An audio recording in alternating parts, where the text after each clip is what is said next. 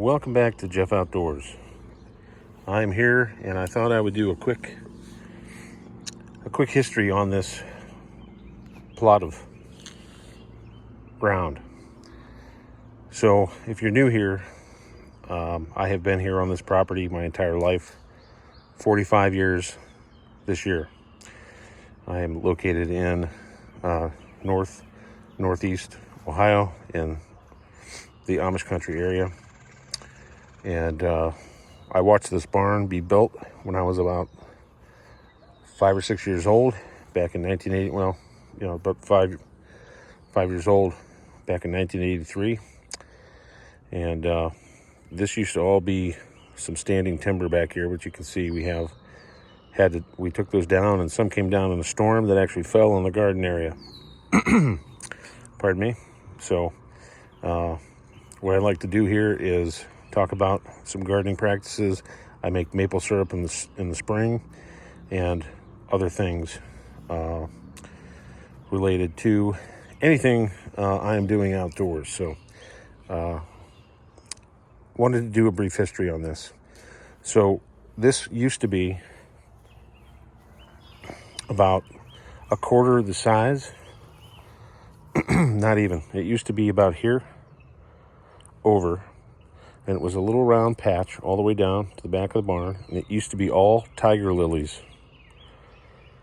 So about 2017, spring of 2017, I came out and I ripped up all the bulbs, the roots of the tiger lilies, and I expanded it out a little bit at the time.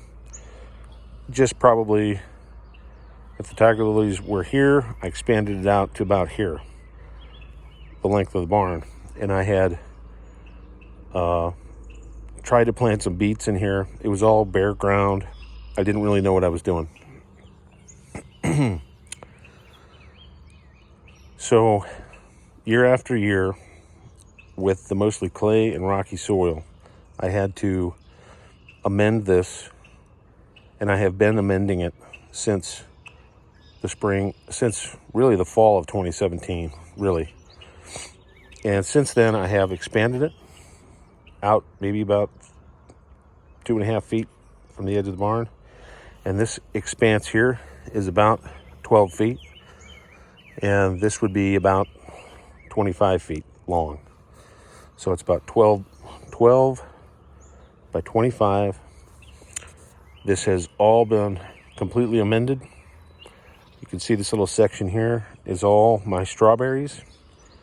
I do have some bare root strawberries that I got this year that I'm eventually gonna fill this in, this brown area. I'm gonna fill that in with more strawberries, and this is gonna be the strawberry patch. Perennial strawberry patch. This is June bearing, and this side over here is going to be everbearing. I have some Seascape everbearing strawberries, bare root, that I'm going to put in. And the back side where you see the plastic,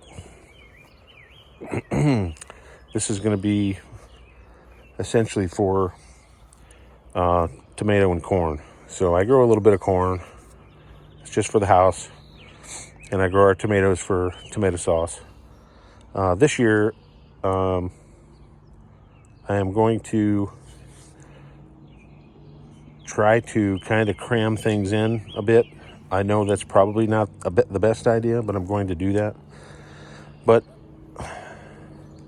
if you're getting into gardening, it takes work and dedication, and you have to have a plan. And my point of the video is, if you have a little patch that you want to do something with, keep doing it. Keep amending, make it a little bit bigger. Don't stop trying to expand your ability to grow your own food. It's really, really important, especially now, today, with all these processed foods and the processed food diseases that we have. You should be out there growing. Grow microgreens in your kitchen. But if you have a space, get growing. And there's a high percentage of most gardens fail in the first year, okay? Now, this right here, this little spot, has taken me This has taken 6 years to go from a clay, rocky soil into a garden. So think about that.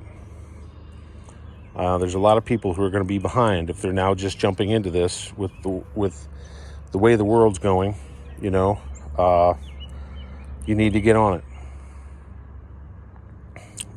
So you can see I made some progress over the years, and I just thought I would share that. But it takes work. This is all done by hand, might I say. I have not used any kind of garden tiller or cultivator. It's all done by hand. And I get all my tools off the Amish. And that is my composter. So I have lots of compost to use in here once I get the tomatoes planted. So hey, hit that thumbs up if you are interested in this video and videos like this. Would love to hear your feedback, and we'll go from there. Appreciate it. Giddy up.